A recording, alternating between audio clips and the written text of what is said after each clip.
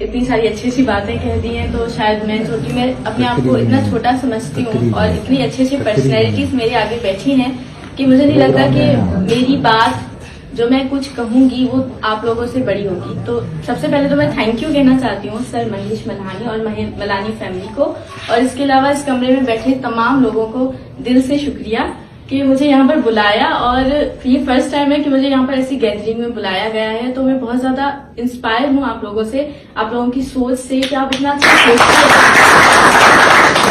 Honestly मैं सिर्फ अपने कमरे में 4 दीवारों में पढ़ रही होती हूँ, तो मुझे इतना कुछ पता नहीं होता है कि पॉलिटिशियन में क्या चल रहा है या कौन क्या कर रहा है। लेकिन यहाँ पर आके आप लोगों की बातें सुन के मुझे पता चला कि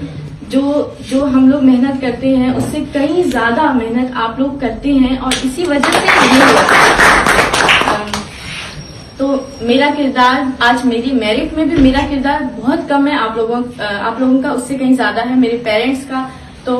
मैं बस थैंक यू कह सकती हूँ। अब सबसे पहले मैं नाम लेकर थैंक यू कहना चाहती हूँ क्योंकि मेरे पेरेंट्स का किरदार मेरी लाइफ में बहुत बड़ा है। मेरी मदर उषा कुमारी को, मेरे फादर जोधो पारवानी को, और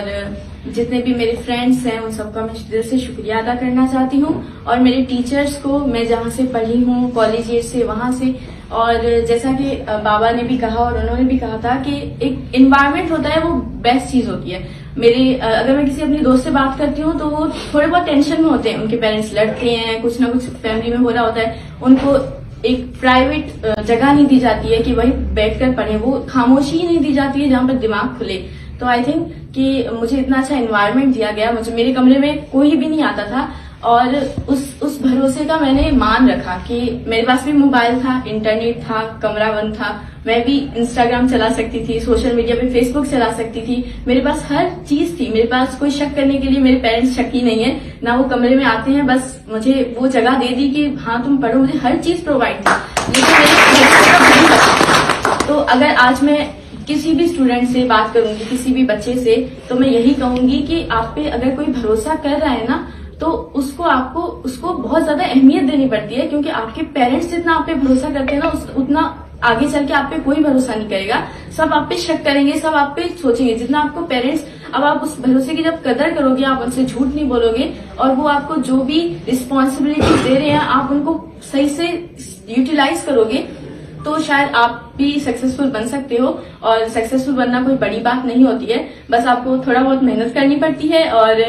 बस अपने आप से सच्चा रहना पड़ता है, और अपने पेरेंट्स से सच्चा रहना पड़ता है। और इसके अलावा मैं बस शुक्रिया कहना चाहती हूँ। अपने